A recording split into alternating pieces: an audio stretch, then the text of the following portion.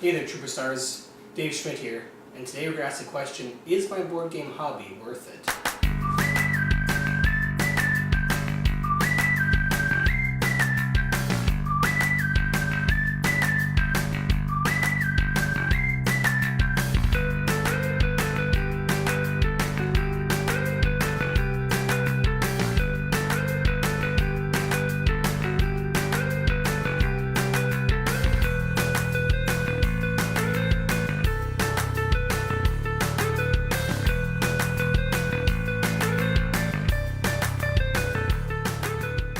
So you might be wondering, what does the average board game cost a person? Well, I'll tell you, it ranges pretty dramatically. So this game here is a pretty quick card game for 2 players. It's about 15 bucks. That's not too bad. Oh, one of my favorites, For Sale. It's kind of like Monopoly, but not for kids and a lot faster and a lot more fun. It would probably be 15, 20 bucks as well. Okay, how about this one? This box is a little bigger. It probably costs a little more. It's about 25, 30 bucks. Okay, we're definitely getting larger boxes. So this one here, kind of a recent game for families. I think it would set you back about 40 bucks. Okay, now we're getting to be a little more expensive. This game, I believe, would be kind of more of a standard price for games, would probably be 50 bucks or so. Really depends on where you get it. That'd be probably the online price, but could be significantly more in a store or on certain places online. Ow! This fellow here, online, probably about 75 bucks. Kind of a bit of graphic content there, not really a family game, but kind of a big boy toy, I guess. Speaking of big boy toys, Mansions of Madness, a very fun game. Actually uses an app to control everything. It's kind of like a really intense supernatural version of Clue that you play together. That sounds interesting to you. This size, a game from Fantasy Flight, which is a company, probably about $125, $130. Now, I might have the odd game that's between that game and this game in price, but anyways, I'll skip right to this guy here.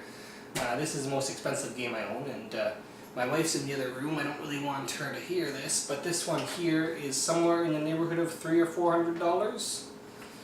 Ugh. It's kind of a collector's edition of a game. Plays up to 18 people. Played it a couple times. Takes all day. Very fun.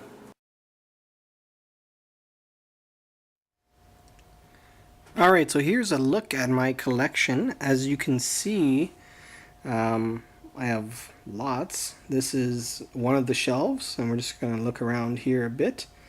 And as you can see, there's kind of different groupings. You might not get the sense from this little quick video here, but there's lots of different categories, and these are actually placed in a manner that makes sense to a board game nerd like me. And yeah, there's just lots of different boxes. This is a bit of a showpiece, I guess, to someone who'd be into this sort of thing.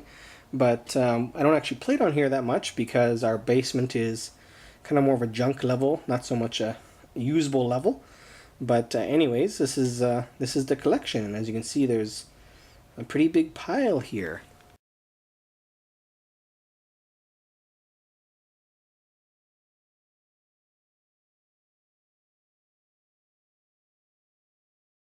So you're probably wondering what the overall outlay of my collection is after seeing that big pile downstairs.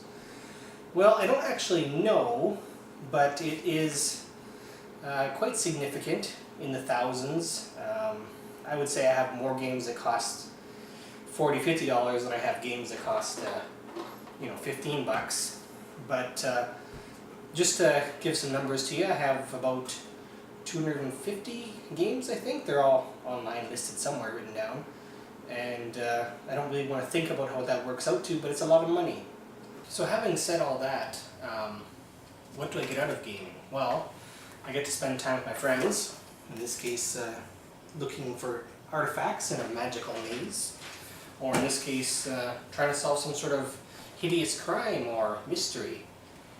So the social aspect is certainly great, and I don't know if you can really put a price tag on that. But for instance, in some of these larger games that cost more money, or the smaller ones too, you have to remember that you're playing with different people, and if you went and saw a movie or something, it would be $15, $20 a person, and after 2 hours that'd be it. Whereas this game you could play a lot of times with many different people. And so there's certainly that value needs to be taken into account. Now I should say I do have games that I've purchased that I have never played. And that might sound kind of insane because you think you'd buy a game and play it right away. But just how things work, some games are printed and available, and if you don't buy them, they don't ever really come back again, and their prices either go up or you just can't find them.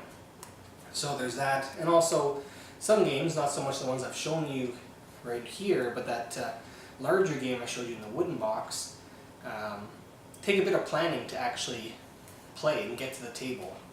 So that big one, for example, another just side note, is I've played it a couple times as a fundraiser, so it was a lot of money to buy it, but we actually had 2 events where everybody paid $25 to come and play, and that money went to charity, so that was a lot of fun, and one for a good cause.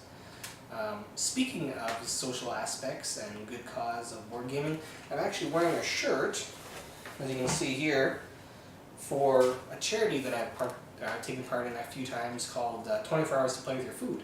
And it's a fundraiser for a local soup kitchen and mission in Regina. And it sort of focuses around board games. So there's definitely some ways to benefit the community from getting together with your friends and having a good time. And yeah, so I do think that board gaming is a benefit to me. I think it's worth it. It might not be worth it for everyone, especially to have as big of a collection as I do, but certainly you get out of it what you put into it. And I get to spend a lot of time with my friends playing games. Lesser extent with my wife, she doesn't like games as much as I do, but we certainly have had some good times together at a table, playing together and spending some time not in front of a screen. And I think as much as we can do that, and I know you're watching a screen right now to watch this video, but the more time we can spend with our friends and family and not be in front of devices, it's a good thing. So yeah, that's my thoughts on whether my board game collection is worth it. I think it is. I'm certainly probably going to slow down purchasing games just because it's getting to be a little expensive. But let me know in the comments below what you think, whether you have any hobbies that eat up a lot of your time and money. And be sure to like, subscribe, and ring that bell.